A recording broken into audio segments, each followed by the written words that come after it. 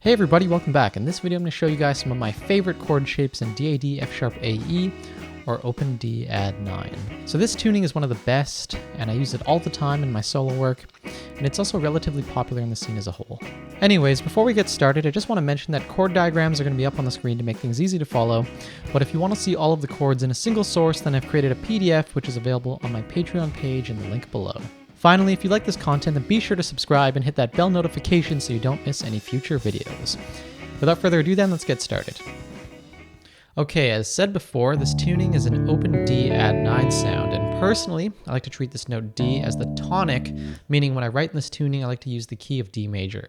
Moreover, I find that this tuning lends itself well to pentatonic sounds, as the Open Add 9 chord is sort of representative of that system.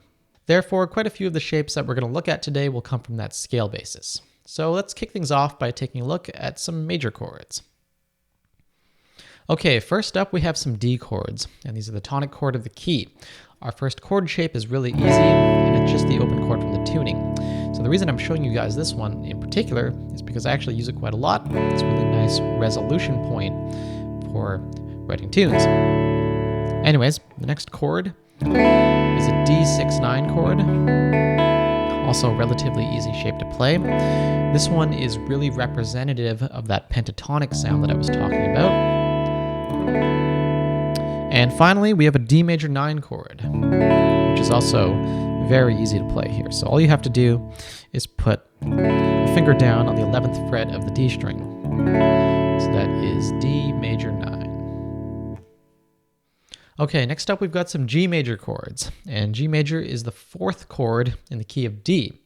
So if you know me, I really like to write based off the 4th degree when I'm writing this kind of math rock indie emo stuff, as the 4 chord gives us this nice major sound but with a little bit more tension. Anyways, for our first shape, we have this big G sus2 chord here. So if you've listened to any of my stuff, you'll definitely have heard this, as I use this all the time. Next up, we have a G6-9 chord.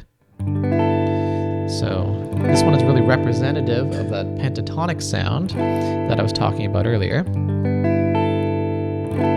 And moving on, we've got another one, just like that, another G6-9. And we have even one more. So depending on what you're writing, these voicings will serve a different purpose. So I have a lot of these different 6-9 voicings, as they kind of voice lead better depending on the part that's actually happening. Anyways, we have one more here. So this is another G6-9 chord. And if you want, you can turn this into a sus2 by just playing the bottom 4 strings. So if you want maybe a tighter sound, then this would be a good shape to go for. Moving on to shapes that are based off the A string, we have a G major 13 chord. So this one's a major 13 instead of a 6-9, as we have the major 7th in there. And that major 7 really creates a different kind of sound. Maybe it's a bit more whimsical. Definitely the spacing is a little closer together, at least to my ears.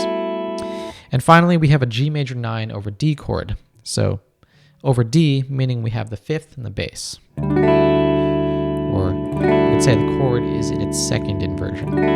So that's G major 9 over D. So once again, we started with G sus2. And then we had a G6-9 chord, a pentatonic sound, and then we had another G6-9 chord, another G6-9 chord, and another G6-9 chord, or a sus2 if you want to just play the bottom 4 strings. And then we finally had a major 13 and a major 9 over D. So yeah, those were the G major chords.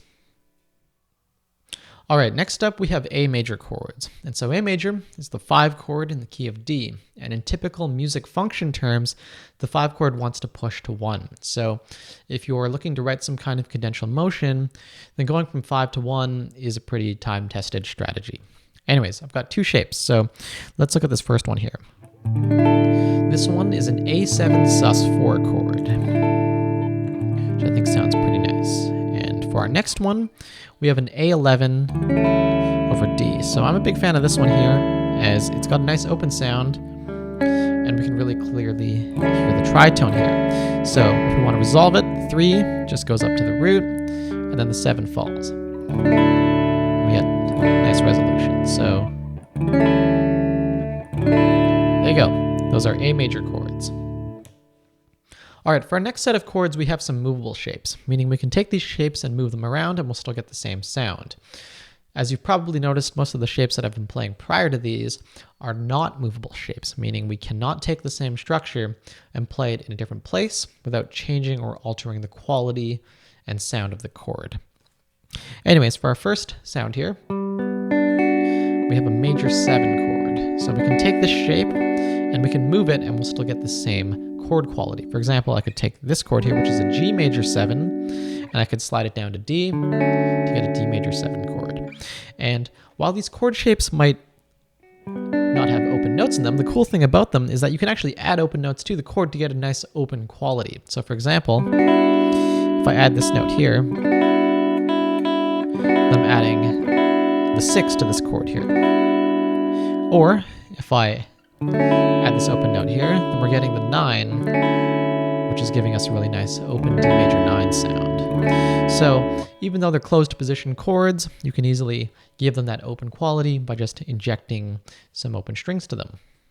Next up, we have an add 9 chord in its first inversion, meaning the 3rd is in the bass. So this is a pretty nice sound here. And if we want to spice it up a little bit, we can add this note here on the E string to create a major 9, which is in its first inversion.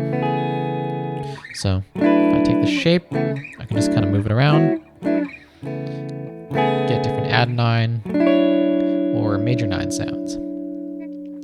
And finally, we have another add 9 shape, which can be played off the, I guess, low D string or the 6th string here. And so this one's a sound that I use in standard tuning a lot, but it's still pretty great.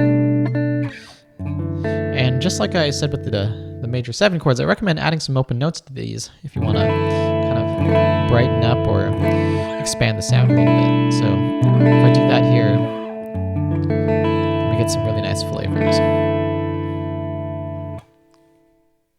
All right, this next segment, we're going to take a look at some minor chords. And for these first few shapes, we're going to look at some non-movable ones. So you cannot transport these shapes for the most part without changing the quality and sound of the chord.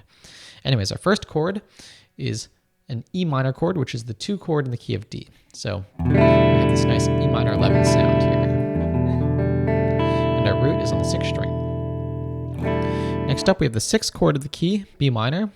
And we have a B minor 11 specifically with a root on the A string. And it gives us this nice sound here. We can put the 3rd in the bass if we want. We'll play this open D note.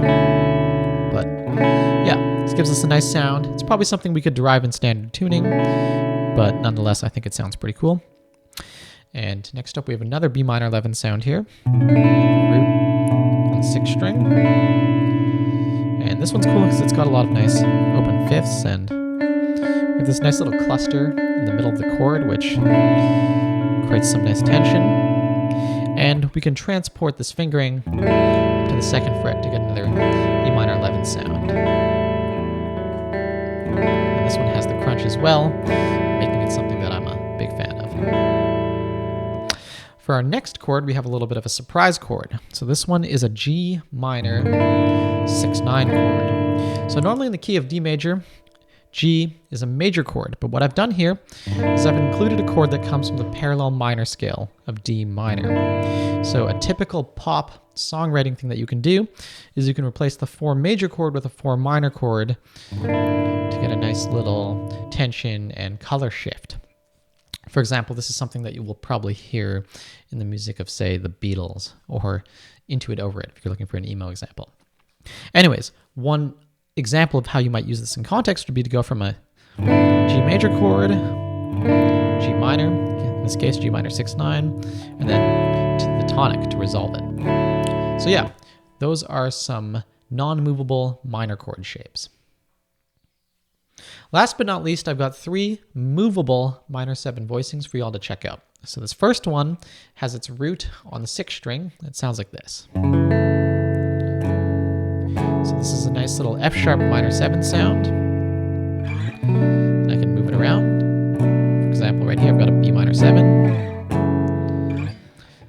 Anyways, the next one is a little shell voicing. So this is just root 3/7, very much something that I would play in standard tuning. This one's nice as it's really easy to add and modify the content here to get different sounds. So for example, one thing that you could try would be to add some open notes to these chords. For instance, if I took this E7 shell here and I added this note here, A, then I would get an E11 sound. So another example would be like right here. You can double up the third, etc. So move these around and add some open notes and see if that makes them more interesting for you. Anyways, for our last shape, we have a really cool piano voicing minor 7 sound. So this one's great as it's a shape that you definitely could not get in standard tuning. So I have root 3, 5, and 7.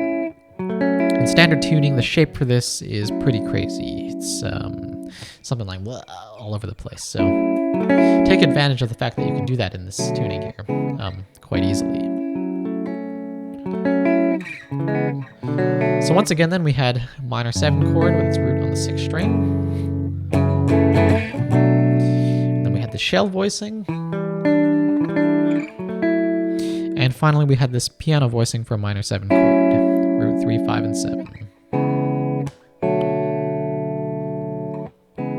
I think if you pair these with that movable major 7 shape, you can get some really nice piano sounds. Cool. Alright folks, so there you have it. If you like this video, then please make sure to like, share, and subscribe as I put out a new video every single week. And if you want to support the channel, then please consider checking out my Patreon page, where for as little as $1 a month, you guys will have access to some bonus content like guitar tabs, lesson notes, chord diagrams, and other little goodies like that. And honestly, the Patreon page really helps me out as it allows me to get some extra equipment to make these videos better. And finally, I also teach privately through Skype. There's a link to my email address in the description below.